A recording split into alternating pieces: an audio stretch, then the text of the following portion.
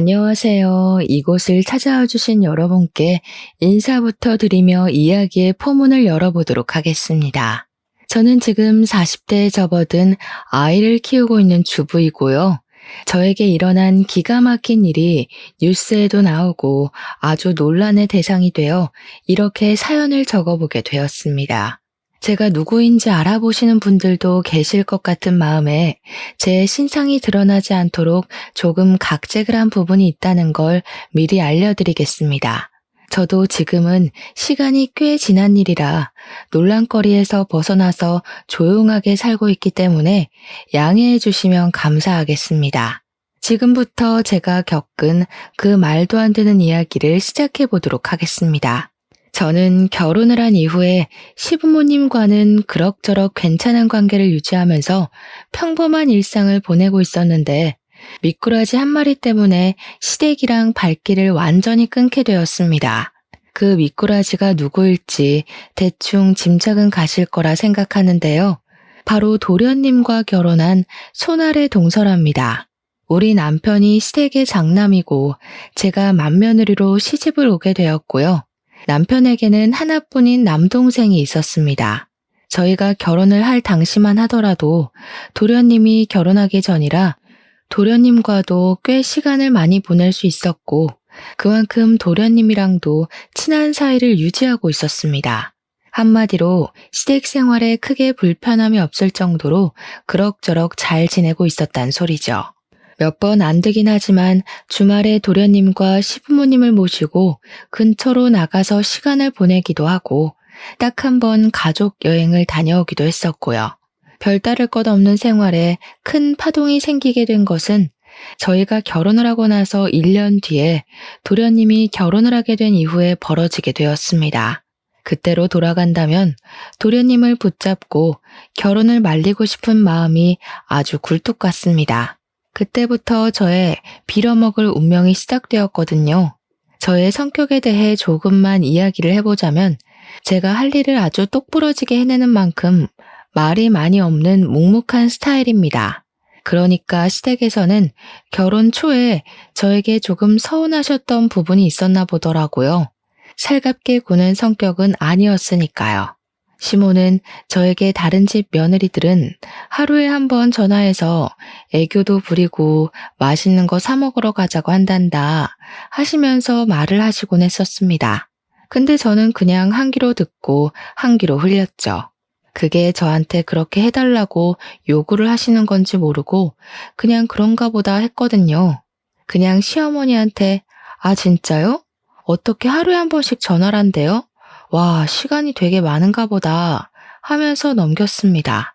시부모 입장에서는 제 말이 그냥 별거 없는 대꾸였지만 본인들에게 전화를 하는 게 상당히 피곤한 일이라고 생각하는구나 하는 오해가 쌓이게 된 것입니다. 하나둘 쌓이기 시작하면서 점점 골이 깊어지고 있었는데 둘 다 내색을 하지 않아서 쌓이기만 하고 풀진 못했던 것입니다.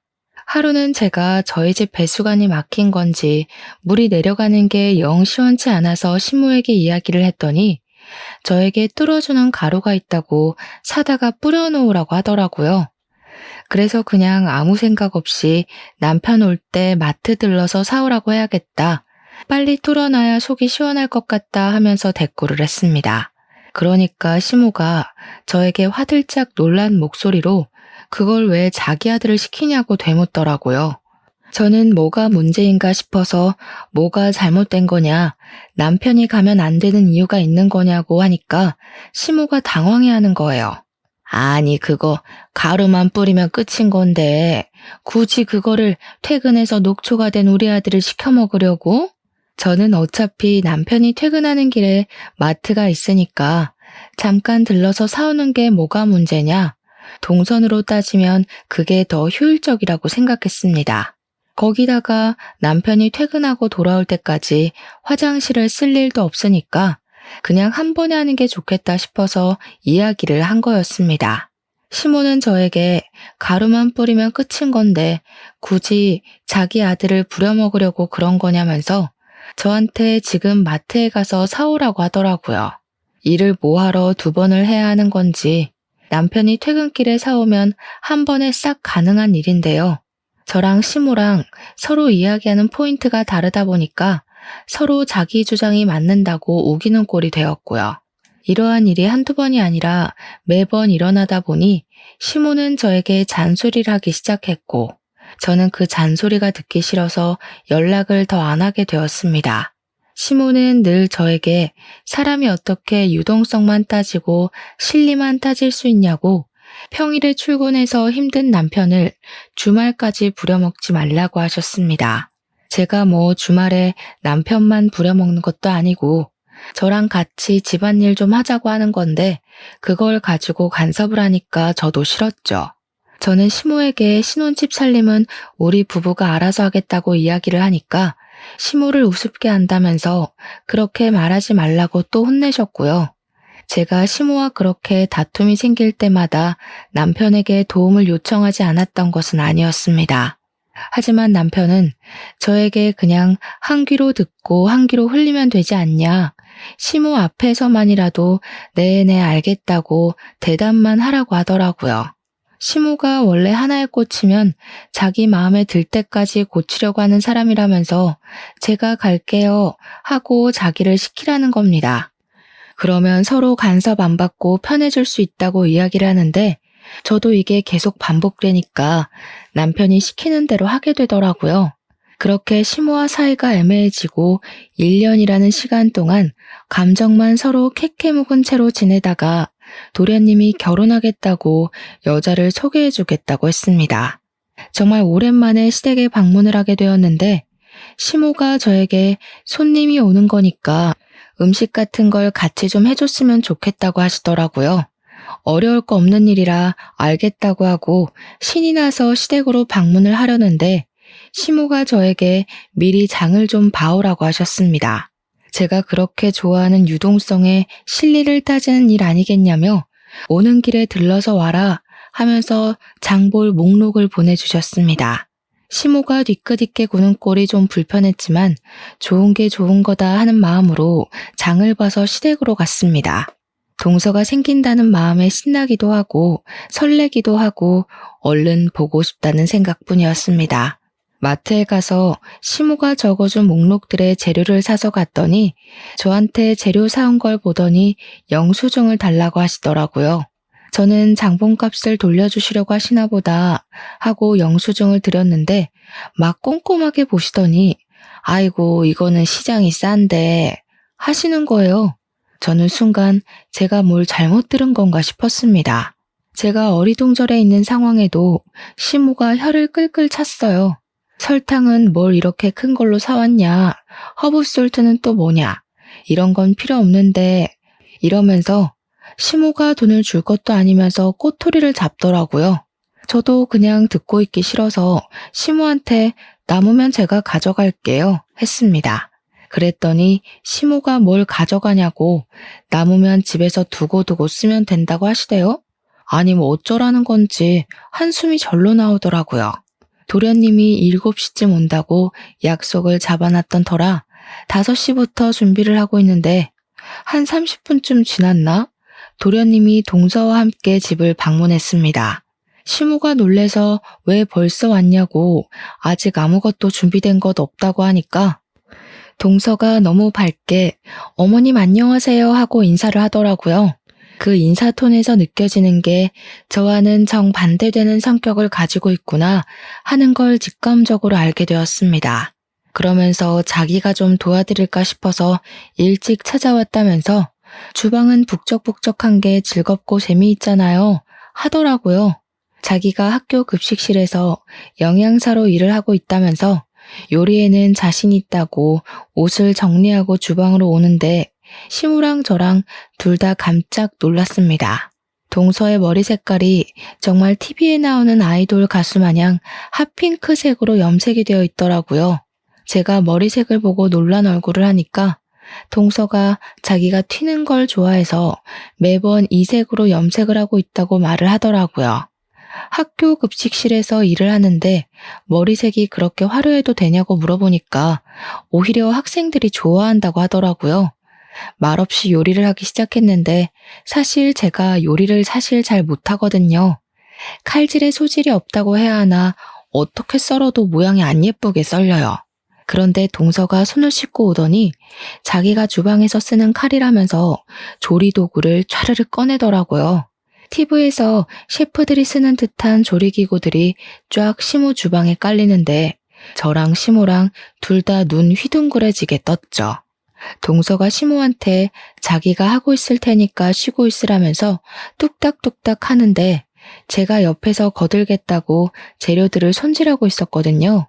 그러니까 동서가 저를 보더니 의아한 얼굴을 하면서 갑자기 누구냐고 묻는 게 아니겠습니까?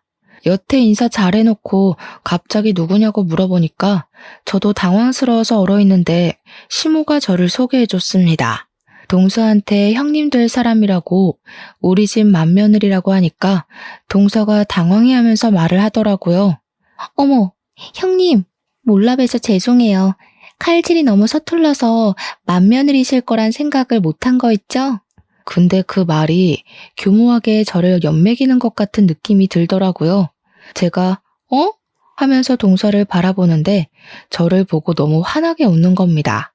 웃는 얼굴에 침 못 뱉는다고 기분은 나쁜데 화도 못 내고 그거 아시죠? 입 밖으로 꺼내면 좀생이가 되는 것 같고 말을 안 하자니 기분이 꽁해지고요. 아무튼 동서가 요리를 하고 있는 저는 동서가 필요하다는 재료를 찾아서 주고 있는데 계속 저한테 이거 없고 다른 제품은 없어요? 하면서 한숨을 쉬는 거예요. 그럴 때마다 시모가 그거는 저기 찬장에 있다. 그거는 두 번째 사람 열어봐라 하면서 둘이 여기 있네 저기 있네 노닥거리더라고요. 시모가 저한테 핀잔 섞인 목소리로 너는 애가 달라는 거 하나 제대로 못 주냐고 하는데 기가 막혔습니다. 제 집 살림도 아닌데 제가 어디에 뭐가 있는지 어떻게 알겠습니까? 그렇게 예뻐 죽겠으면 시모 본인이 하면 될 일인데 말입니다. 그날 밥 먹는 내내 가시방석에 앉은 기분이 들더라고요. 온 가족이 동서 요리 실력을 칭찬하는데 물론 맛이 있긴 했습니다. 근데 맛있는 건 둘째치고 시모가 자꾸 저하고 비교질을 해대니까 짜증이 나서 밥이 코로 넘어가는지 어디로 넘어가는지 모르겠더라고요. 우리 맏며느리가 음식 솜씨가 없어서 내가 죽어서 제사상이나 제대로 받겠나 했더니만 하면서 말입니다.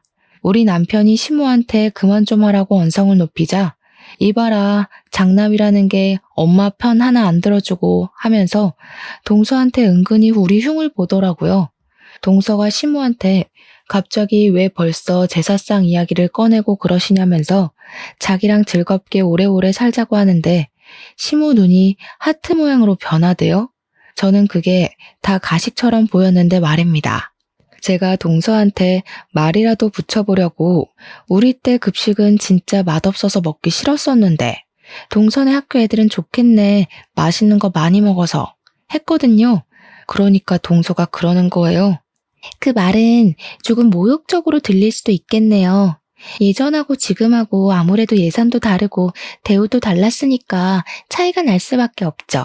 예전에는 그게 최선의 결과였을 텐데 저는 칭찬을 한 건데 모욕적이라고 하니까 시모가 도끼 눈을 뜨고 저를 바라보는 거예요. 너 설마 벌써 형님 행세한답시고 애 기죽이는 거 아니지? 기는 제가 죽은 것 같은데 무슨 말씀을 하시는 거냐고 대꾸를 하고 싶었지만 꾹 참았습니다. 동서가 처음 인사를 드리러 온 자리인데 제가 분위기를 망칠 수는 없는 노릇이니까요. 그 뒤로 정말 가관이었습니다. 급식실 영양사가 한 달에 얼마를 버는지 모르니 제가 뭐라 말을 할 수는 없지만 동서가 돈을 엄청 쓰더라고요. 시모가 입이 귀에 걸려서는 저에게 전화를 해가지고 자랑을 그렇게 하는데 제가 무슨 대꾸를 해야 할지 몰라서 네네 대답만 했습니다. 동서가 언질도 없이 찾아와서는 자기랑 어디 좀 가자고 졸라서 나갔더니 비싼 호텔에 가서 밥을 사주는데 입안에서 살살 녹더라. 밥을 다 먹고 나니까 마사지를 받을 차례라면서 호텔에 딸린 스파에 갔는데 손길이 너무 좋아서 잠이 솔솔 오더라. 비싸서 엄두도 내지 못했던 코스였는데 둘째가 데려가 주니까 너무 행복하고 효도받는 기분이 들더라. 거기다가 자기가 좋아하는 티를 내니 다음에 또 같이 오자고 했다면서 이렇게 받기만 해서 어떡하냐 미안한 마음이 다 들더라 하는 겁니다. 이 말을 저한테 하는 이유는 저에게도 해달라는 뜻 아니겠습니까? 하지만 저희는 외벌이였고 대출금 갚기도 빠듯했습니다. 제가 선뜻 저랑도 한번 가시죠 하는 말을 꺼내지 않으니까 시모가 오기가 생긴 건지 동서한테 자기도 무언가를 해줘야겠다고 하더라고요. 그러면서 복이라는 게 원래 나눈 것만큼 들어오는 거라고 저한테 이야기를 하는데 속이 너무 빤히 보이더라고요.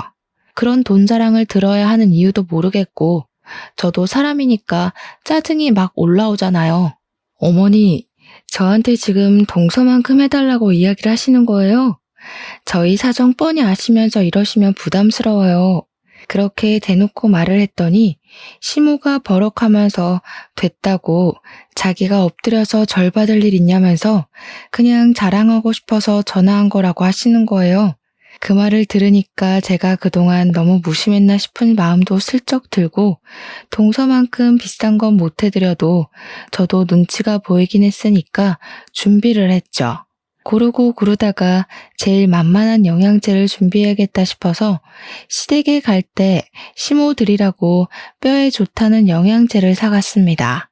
나름 해외에서 유명한 제품이라고 해서 비싼 값을 주고 해외 배송까지 받아서 시모한테 드렸죠. 저도 시모가 얄밉고 짜증이 나도 며느린데 예쁨 받고 싶지 않을 리가 있겠습니까? 시모한테 잘 보이고 싶은 마음도 있었죠. 남편도 저에게 큰 거는 못 해드려도 그 정도는 해드릴 수 있겠다 하면서 영양제를 같이 골라주기도 했고요. 제가 영양제를 사서 시댁에 갔는데 연락도 하지 않던 동서가 시댁에 떡하니 와서 앉아있더라고요. 동서는 여기 웬일로 온 거냐고 물어보니까 동서가 저를 보면서 활짝 웃는 거예요. 형님도 오셨구나. 요즘 어머님께서 무릎이 아프시다고 하셨잖아요. 며느리 된 도리로 어떻게 가만히 있을 수 있겠어요? 제가 사골을 고았어요. 한 솥에 끓여두었으니 꼭 드셔야 해요. 그러면서 제가 사온 영양제 봉투를 빤히 보더니 동서가 오버스러운 목소리로 이야기를 하는 겁니다. 어머, 형님, 뭐 사오신 거예요? 영양제?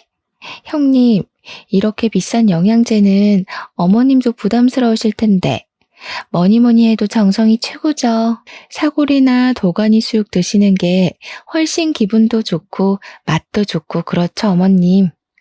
그래, 우리 둘째가 내 마음에 쏙 드는 말을 하는구나. 얘 첫째야, 우리 둘째가 글쎄 아침부터 와가지고 7시간이나 사골을 고았지 뭐냐. 국물이 뽀얀 거 봐라. 이게 바로 정성이라는 거다. 정성. 큰 며느리라는 게 둘째보다 못해서야 어디 쓰겠어? 엄마, 이 영양제 진짜 좋고 비싼 거예요. 국내엔 들어와 있지도 않아서 해외 직구로 사온 건데 무슨 말을 그렇게 하세요? 됐어. 해외 영양제면 뭐하니? 정성 들어가 있지 않은데. 근데 우리 아들은 왜 이렇게 말랐니? 집에서 밥도 못 얻어먹는 거 아니야? 우리 둘째 아들처럼 살이 오르면 얼마나 좋아. 집에서 둘째 며느리가 잘 챙겨주는지 얼굴이 엄청나게 좋아졌다. 저한테 혀를 끌끌 차면서 이야기를 하시는데 속이 정말 많이 상하더라고요.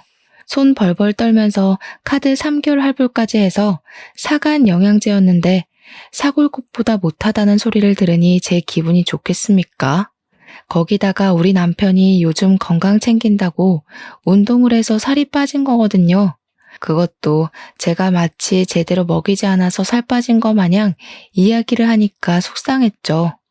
제가 기분이 점점 좋지 않아지자 남편이 영양제만 전해주고 집에 가자고 이야기를 꺼냈고 저도 집으로 서둘러 돌아왔습니다. 거기서 동서랑 시모의 행동을 더 지켜봤다가는 눈물이 터질 것 같았거든요. 시모는 사골국 먹는다고 신이 나서는 저보고 빨리 집에 가보라고 하더라고요.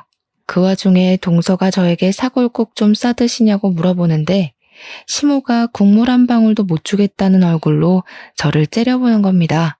그 상황에서 제가 어떻게 국물 좀 싸달라고 할 수 있겠습니까? 거절하고 집에 와서 남편이랑 맥주 한 캔 하며 이야기를 나누는데 남편도 별 생각과 동일하더라고요. 아무리 생각해봐도 동서가 여우과라는 사실은 변하지 않았습니다. 남편이랑 같이 마주 앉아 서방님네 욕도 하고 시모 흠도 봤죠 뭐. 저희 부부가 매달 친정이랑 시댁에 용돈을 20만 원씩 드리고 있었는데요. 남편이 외벌이다 보니까 집 대출금 갚고 공과금 같은 거 내고 서로 용돈에서 적금에 이거저거 다 빠지고 나면 그 정도의 여유가 생겨서 시댁과 친정에 반씩 나눠드리고 있었습니다. 근데 시모가 또 제 속을 뒤집어 놓는 이야기를 자랑처럼 늘어놓으시는 거예요. 동서네가 글쎄 친정은 살림이 넉넉하다면서 시댁에만 매달 50만 원씩 용돈을 드리고 있다는 겁니다. 저에게 자랑 섞인 핀잔을 주시면서 둘째네는 매달 50만 원씩 준다고 하는데 저희도 저희 사정이라는 게 있잖아요. 너네는 용돈 꼴랑 20만 원 보내면서 생색이란 생색은 다 내지 않았니? 그것도 뭐 여윳돈 전부를 보내는 거다 뭐다 얼마나 비교가 되던지. 그러면서 제가 뭐 아르바이트를 한다 어쩐다 하면서 제가 한 번을 드리자고 이야기한 것도 안 하지 않았냐. 둘째는 자기가 일이 바쁘면 전날 저녁에 와서 재료 손질이라도 하고 가더라. 너는 이 집안에서 하는 게 뭐냐 하면서 화를 내셨습니다. 제사상도 할 말이 많은데요. 제가 안 하겠다고 한 게 아니라 시모가 저 요리 못한다고 안 시키셨던 거였거든요. 동서가 잘하는 건 잘하는 거고 그걸 왜 저랑 비교질을 해가면서 저한테 스트레스를 주시는 건지 도무지 이해를 할 수가 없었습니다. 그러면서 동서가 이번에는 시모에게 가방을 사주고 화장품도 엄청 고가의 브랜드로 전 라인을 맞춰주었대요. 학교 급식실에서 일한다고 해서 부모님 월급이나 받겠나 싶었는데 능력이 있으니까 돈을 많이 받는 것 같다고 하시더라고요. 제가 이리저리 알아본 결과 학교 급식실에서 일을 해봐야 300만 원도 못 벌 텐데 가방 하나에 200만 원씩 하는 것들을 턱턱 사준다고 하니까 수상했습니다. 남편이 외벌이로 벌어오긴 하지만 대기업에 다니고 있고 연차도 꽤 돼서 한 달에 500만 원 정도 벌어오거든요. 동선에는 맞벌이지만 둘이 합쳐서 그 정도 벌어오는 걸로 알고 있었단 말이죠. 근데 그렇게 여유를 부릴 수 있다고 하니까 이상하지 않겠습니까? 시모의 온갖 비교를 당하면서 저는 꿋꿋하게 맏며느리 자리를 지키고 있었습니다. 시간이 지나고 지날수록 시모는 작정을 하고 저랑 동서의 사이를 차별하기 시작하셨습니다. 아주 눈에 띌 정도로요. 거기다가 첩첩산중으로 동서가 글쎄 임신까지 하게 된 것이 아니겠습니까? 저희 부부는 아이를 가지려고 노력 중이었지만 아이가 들어서지 않고 있었고요. 남편이랑 저랑 날짜도 맞춰보고 병원에 가서 검사도 해봤는데 문제가 없다고 했지만 아이가 생기지 않아서 천천히 가지자고 서로를 위로하던 중이었어요. 그때 동서가 자기가 임신을 했다면서 임신 축하 파티를 열어달라고 가족들이 모인 단톡방에서 이야기를 하더라고요. 솔직히 저도 셈이 나긴 했죠. 티는 내지 못했지만요. 시모는 문자로도 느껴질 만큼 신이 나서는 동서에게 화려한 날개를 달아주었습니다. 덕분에 저는 그 뒤로 시댁의 모든 잡일거리를 도맡아서 하게 되었습니다. 글쎄 동서가 임신 초기니까 조심해야 한다고 하면서 저에게 동서한테 연락도 하지 말라고 엄포를 놓는 게 아니겠습니까? 평소에 제가 동서랑 연락을 하고 지내는 것도 아니긴 했지만 대놓고 연락하지 말라고 하니 기분이 팍 상하더라고요.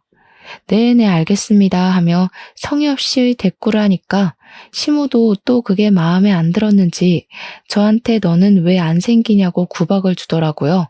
장남이 대를 이어야 하는 건데 둘째네가 더 장남같이 군다고. 둘째 며느리가 맏며느리 같다고 하면서요. 너희가 아이 안 생기는 데엔 분명 문제가 있는 거다. 그리고 너처럼 아이가 안 생기는 애가 둘째한테 연락이라도 했다가는 부정 탈 수 있어. 그니까 급한 연락 아니고서야 나를 통해서 하도록 해라. 최대한 자제를 하란 소리야. 알겠어? 그런데 그 말이 그렇게 서러운 거 있죠. 아이가 안 생기는 애가 연락이라도 하면 부정을 탄다고 가슴에 빗으로 꽂히더라고요. 어머님, 그렇게 말씀하시면 저도 너무 서운해요. 저희도 아이를 가지려고 노력하는 중인데 그런 걸로 비교를 하세요. 어쩜 너랑 나랑은 이렇게 맞는 구석이 하나도 없을 수가 있니? 서운하긴 뭐가 서운해. 우리 시대 같았어 봐라. 애 못 낳으면 바로 소박 맞는 거야. 제가 아이를 진짜 좋아하거든요. 지금은 쉬고 있지만 보육교사로 일을 하고 있기도 했고요. 저도 아이가 안 생기는 게 서러운데 시모까지 저러니까 눈물이 막 났습니다. 제가 훌쩍거리니까 시모가 멈칫하면서 울긴 왜 우냐고 평생 남의 아이만 봐주다 보니까 네 아이가 안 들어서는 거라고 하시더라고요. 나중에 동선애가 아이를 낳으면 저보고 가서 도와주라고 하면서요. 그날 남편이 제 이야기를 듣고 씩씩거리면서 단톡방에다가 우리 마누라한테 스트레스 주지 말라고 글을 올렸습니다. 왜 자꾸 와이프한테 스트레스를 주고 그래? 들어왔던 애도 나가겠다. 들어왔던 애가 나가요? 그거 너무 무서운 말이다. 우리 아기가 들었으면 어떡하지? 그렇게 답장을 보낸 겁니다. 정말 말리는 시누이가 더 얄밉다고 하더니 그 말이 딱 어울리더라고요. 시모가 바로 어쩜 부정 타는 소리만 부부가 쌍으로 해대냐면서 얼른 뱉은 말 주워 담으라고 남편에게까지 핀잔을 주었습니다. 남편이 씩씩거리면서 조카 태어나면 입히라고 베넷 저고리 준비해뒀는데 가져가든지 말든지 마음대로 하라고 화를 냈습니다. 서방님에게 안 가져갈 거면 우리가 입히든지 하겠다고 하니까 동서가 깔깔 웃는 그림이 그려진 이모티콘을 보내는 거예요. 언제 입히게 될지도 모르는데 그때 되면 유행이 바뀌지 않을까요? 저희 주세요. 나중에 저희가 새 걸로 사드릴게요. 남편이 동서가 임신을 한 마당에 욕을 뱉을 수도 없으니까 서방님께 처신 똑바로 하라고 경고만 날리더라고요. 저한테 그런 거 신경 쓰지 말라고 가족 단톡방도 나가라고 하는데 서운한 건 매한가지였습니다. 그 뒤로 동서가 입덧을 시작하니까 시모가 동서 걱정을 해대는데 입덧하는 애가 급식실에서 일한다고 안쓰러워 죽겠대요.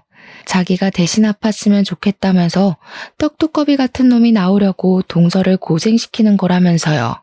대화창에서 아주 둘이 짝짝꿍을 맞추는데 정말 남편 말대로 알림도 꺼놓고 애써 보지 않으려고 하면서 지내고 있었습니다.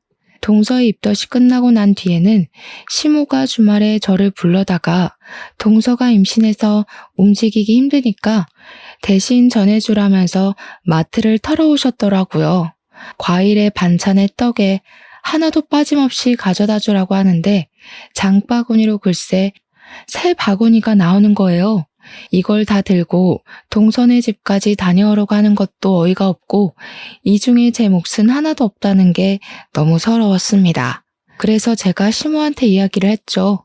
이걸 제가 다 들고 어떻게 가요? 서방님 보고 와서 가져가라고 하는 게 낫지 않겠어요? 우리 아들 퇴근하고 피곤해 죽을 텐데 여기까지 들러서 이거를 가져가라고 하니? 네가 하면 편한 것을. 저도 곧 어린이집 복직하려고 알아보고 있어요. 요즘 취업 준비하느라 바빠요, 어머님. 예, 취업 준비하는 애랑 바깥에서 일하는 애랑 누가 더 힘들겠니? 정말 생각 없이 말하는구나. 우리 때는 말이야, 7남매를 키우면서 살았어. 나중에 밥도 하고 밭일도 하고 애도 보고 하면서 찍소리 한번 못하고 시어머니가 시키는 거 다 하고 살았다. 집에서 놀고 먹는 애가 뭐가 힘들다고 그걸 못한다는 거야. 그런 거에 비하면 임신하고도 열심히 몇백 명의 학생들 밥 챙기는 둘째가 훨씬 고생이지. 시모가 하도 저에게 잔소리를 하길래 저도 다시 어린이집에 취직을 하려고 자리를 알아보던 와중이었거든요.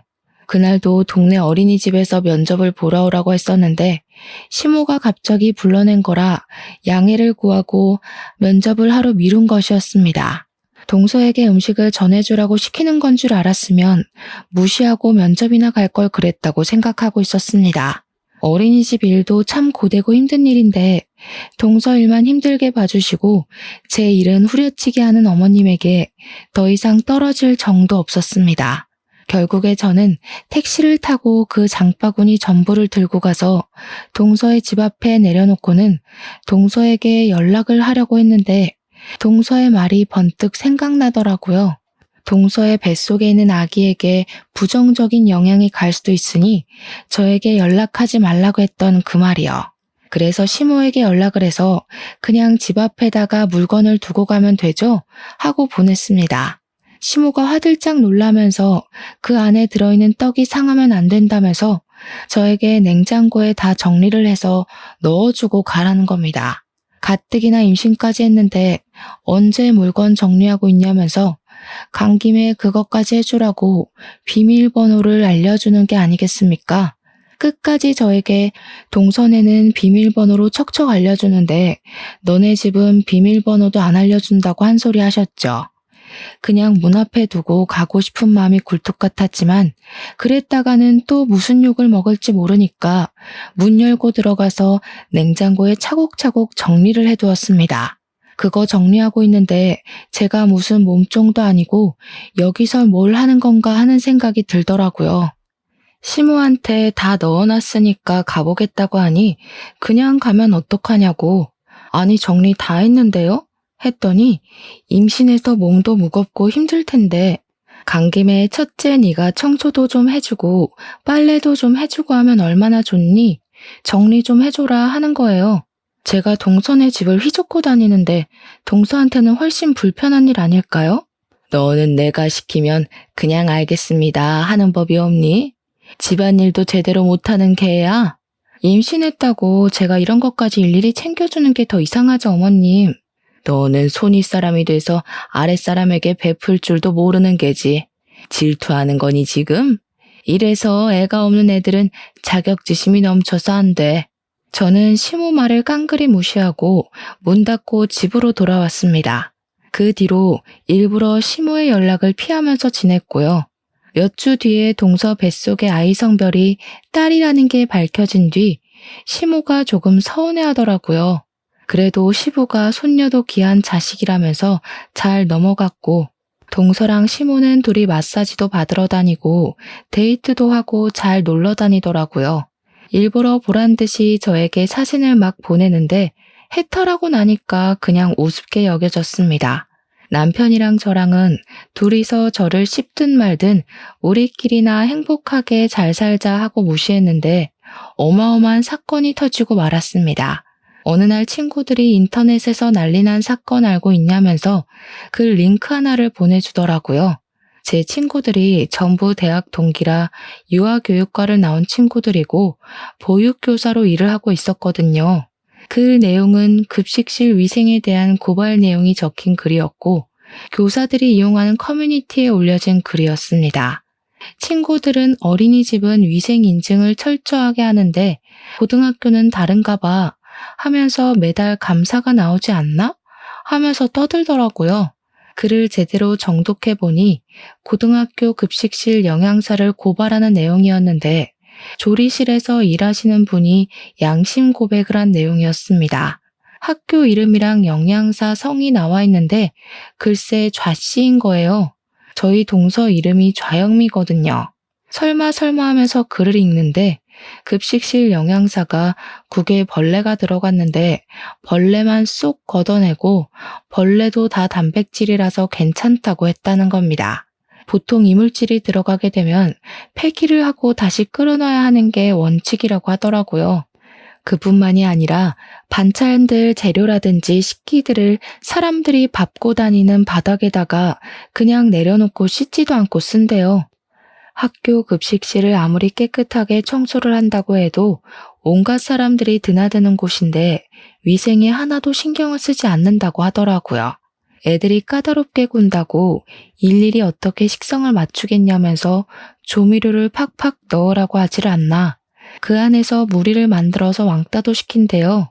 젊은 조리사가 하나 왔는데 그 여자가 마음에 안 든다면서 친한 사람들끼리 왕따를 시켜서 결국 일도 그만두게 했다고. 갑질을 했답니다, 글쎄. 김치도 국내산이라고 속여서 중국산 싸구려를 들여온다고 이런 영양사는 급식실에서 추방시켜야 한다는 내용이었습니다. 이게 소소하게 교사들이 이용하는 사이트였기 때문에 크게 화두에 오르진 않았지만 저는 느낌이 딱 왔습니다. 세상에 좌씨가 우리 동서 하나만 있는 건 아니라고 하지만 고등학교 급식실인 것도 그렇고 느낌이 딱 오더라고요. 거기다가 그 중간에 급식실 영양사가 머리를 맨날 염색해와서 반찬에 섞여 들어가도 티가 안 난다고 적혀 있었거든요. 동서가 매번 핑크색 머리만 고집한다고 말씀드린 거 기억하시죠? 쎄한 느낌은 저를 소름 돋게 만들었죠. 동서가 그동안 저에게 못되게 군 것도 있고 한번 호되게 복수를 하고 싶은 마음에 저는 기관을 이리저리 찾아보았습니다. 하지만 급식실을 정확하게 고발할 수 있는 기관이 없더라고요. 교육청에 말해봐야 바쁘다는 핑계로 일을 미루기 일쑤였으니까요. 모든 사람이 한 방에 알 수 있는 방법이 없을까 고민하다가 저는 고발 유튜버를 찾아내게 되었습니다. 제가 그 유튜버에게 직접 제보를 했고요. 유튜버는 무척이나 흥미로워하면서 잠입 취재를 하겠다고 결정을 내렸습니다. 그 뒤로는 일이 아주 일사천리였습니다. 유튜버가 식재료를 납품하는 곳 직원인 척하면서 급식실 상태를 몰래카메라로 촬영을 싹 한 거죠. 청소가 얼마나 안 되어 있는지 영양사가 급식 시간 전에 체크도 하지 않았고 휴대폰만 만지면서 농땡이를 치고 있는 모습부터 시작해서 모든 게 가관이었습니다. 그날도 김치에서 이물질이 나왔는데 대충 먹으라고 학생들에게 큰 소리를 치는 장면도 있었고요. 납품받은 식재료 상태가 전부 물러터지고 상한 부분이 보일 정도로 별로였던 거죠. 근데도 영수증에는 고가의 재료값이 찍혀 있었고요. 유튜버는 제가 보낸 글이 사실인지 아닌지 확인을 하러 갔다가 아주 제대로 건수를 잡은 것 같다며 저에게 회신을 주었습니다. 저는 동서를 고발하고 설마 아니면 어떡하지 하며 불안해했다가 사실이라는 걸 알게 되어 복수심에 가슴이 두근거렸습니다. 유튜버는 1차적으로 영상을 정리해서 업로드를 했고 그 영상을 본 학생들부터 학부모까지 전부 학교에 항의를 넣기 시작했습니다. 학교에서 진상조사가 들어가게 되었는데 우리 동서의 짓이 분명한 것들이 점차 드러나기 시작했습니다. 일단 식재료의 상태부터 점검에 들어갔고 급식실의 위생 상태까지 전부 다 학교 조사에서 드러나게 되었습니다. 청소를 안 하고 설거지도 대충 물로 한 것이 들통이 났고 식재료 납품 업체로부터 동서가 뒷돈을 어마어마하게 챙긴 것까지 싹 다 걸리고 말았습니다. 교직원이랑 짜고 업체 선정부터 뒷돈을 받아 챙겼고 영수증에 납품가를 올리고 중간 수수료를 챙기는 식으로 배를 불리고 있었던 것입니다. 당연히 유튜버는 학교에 양해를 구하고 그 부분까지 전부 정리를 해서 업로드를 하게 되었습니다. 학교 측에서도 이 일에 대한 책임을 동서 한 사람에게 몰아버리는 것이 처리하기 훨씬 수월했으니 유튜브에 올라가는 게 득이 되었던 것이었죠. 후속 보도가 나가게 되면서 많은 사람들이 급식실 이야기를 하게 되었고 시댁의 귀에도 들어가게 되었습니다. 제가 그 유튜브를 시댁 단톡방에 딱 올렸거든요. 거기다가 사건이 커지면서 뉴스에도 보도가 되게 되었는데 얼마나 상세하게 나오던지 우리 동서의 분홍색 머리카락까지 싹 찍힌 겁니다. 모자이크에 음성 변조가 되었다고 해도 핑크색 머리는 강렬하더라고요. 까막눈인 사람도 우리 동서인 것을 알아볼 수 있을 정도로요. 시모는 둘째 며느리 자랑을 엄청나게 하고 다녔는데 누가 봐도 둘째 며느리로 보이는 사람이 뉴스에 나왔으니 뒤집어졌습니다. 시모 전화기에 뉴스에 나온 거 너네 둘째 며느리 아니냐면서 연락이 엄청나게 쏟아져서 휴대폰을 꺼두기까지 했다고 하더라고요. 동서는 결국 계속된 수사에 모든 것을 자백하게 되었고 뇌물 혐의에 애들 먹는 걸로 장난친 것, 식품위생법까지 위반한 사실을 말입니다. 당연히 크게 화두에 올랐기에 징역살이가 확정나게 되었고 시모는 당장 이혼을 하라면서 서방님에게 난리를 치기 시작했습니다. 서방님은 당장 아이가 뱃속에 있는데 어떻게 이혼을 하겠냐며 골머리를 썩고 있었습니다. 동서는 자기한테 비싼 변호사를 선임해주지 않아서 이렇게 된 거라면서 시모와 서방님에게 자기가 해준 게 얼만데 이런 취급을 하냐고 펄쩍 뛰었습니다. 시모한테 그동안 선물 사주고 좋은 데 데려가고 한 돈이 전부 뒤로 챙겨서 받아먹은 돈이었더라고요. 시모는 자기도 잡혀가는 거 아니냐면서 저에게 전화를 해서 벌벌 떨었는데 저는 얼마나 고소했는지 모릅니다. 대놓고 고소한 티를 낼 수는 없었지만 시간이 지날수록 아수라장이 되어가는 현장이 너무 재미있었죠. 동서는 교도소에서 아이를 낳게 생겼다면서 울고불고하고 결국 시부모가 나서서 이혼을 하라 종용한 덕에 서방님은 동서랑 이혼을 했고요. 동서가 교도소에서 편지를 써서는 애는 네가 키우라고 자기는 못 키운다고 난리를 부렸습니다. 둘이 그걸로 한참 실랑이를 벌이다가 결국 서방님이 키우기로 결정이 났는데 시모가 저를 불러다가 정신 나간 소리를 하더라고요. 남자 혼자서 애를 어떻게 키우겠니? 너희 부부가 애도 없으니 입양해서 키우는 게 좋겠구나. 어차피 핏줄이기도 하고 우리 둘째 재혼할 거 생각하면 아이는 짐덩어리지 그것도 딸인데. 너네가 이러려고 애가 안 들어섰나 보다. 그 말에 남편이 열이 받아서 시댁 밥상을 뒤집어 엎었습니다. 그게 지금 우리한테 할 말이야? 똥은 자기들끼리 신나게 싸질러 놓고 수습을 우리한테 하라는 게 말이나 된다고? 앞으로는 이 집 근처로 발길도 들이지 않을 거야. 그렇게 구박할 때는 언제고 이제 와서 핏줄이 뭐? 애를 키워? 엄마 진짜 그렇게 살지 마. 결국 동서가 교도소에서 아이를 낳고 출생신고를 한 뒤에 바로 서방님께 아이만 덜렁 보냈다고 하더라고요. 이렇다 저렇다 말도 없이 아이만 덜렁 시댁으로 보내지는 바람에 무척이나 당황스러워했다고 하던데 저희가 뭐 알 바인가요? 저희는 남편의 선언대로 시댁에 발길도 하지 않았고 3년이라는 시간을 보내게 되었습니다. 3년 뒤에 또 한 번 시댁이 발칵 뒤집어졌죠.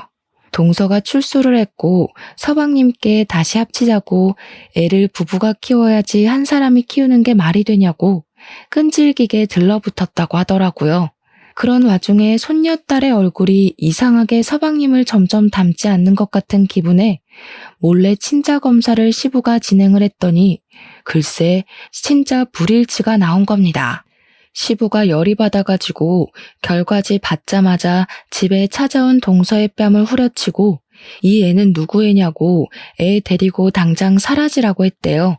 동서는 사색이 되어서 도망가고 그 뒤로 뭐 법적 소송에 애한테 들어간 돈 다 받아내겠다고 거품 물고 개싸움을 하고 있다고 하더라고요.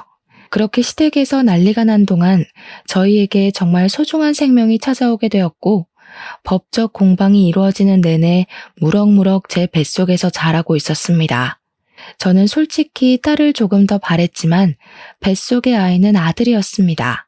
그 소식을 제가 개인 SNS에 올려두었었는데 시모가 염탐을 몰래 하고 있었던 건지 뜬금없이 저에게 연락이 왔습니다. 맏며느리야, 내가 너의 소중함을 너무 늦게 알았다. 내가 다 잘못했다. 내가 바보 같은 인간이었어. 우리 떡두꺼비 같은 손자, 대를 이을 손자만 보게 해주렴. 그러면서 집으로 한약이며 과일이며 아기용품이며 자꾸 택배로 보내더라고요. 제가 모조리 다 반송을 시키자 하루는 직접 들고 집으로 찾아오셨는데 제가 시모에게 다시는 찾아오지 말라고 소금을 뿌려버렸습니다. 소금 세례를 받은 시모는 잘못했다고 울면서 빌었지만 저는 문을 닫아버렸습니다. 그 이야기를 들은 남편이 시댁에 찾아가서는 2번 다신 찾아오지 말라고 이게 다 차별을 한 업보라 생각하라며 저희 부부 이사도 가고 번호도 바꿀 거라고 했다네요. 덕분에 저는 무사히 아들을 출산했고 시부모는 그 뒤로 처절하게 남편에게 매달리고 있지만 절대로 받아주지 않고 있습니다. 강단 있는 남편 덕에 저는 육아에만 집중을 하고 있고요. 친정의 도움으로 평화로운 나날들을 보내고 있답니다. 못된 마음을 먹는 사람들은 꼭 끝이 좋지 않더라고요. 그래서 전 앞으로 열심히 아이를 위해 사랑을 베풀며 살아보려고 합니다. 끝으로 제 이야기를 들어주셔서 다시 한번 감사드립니다.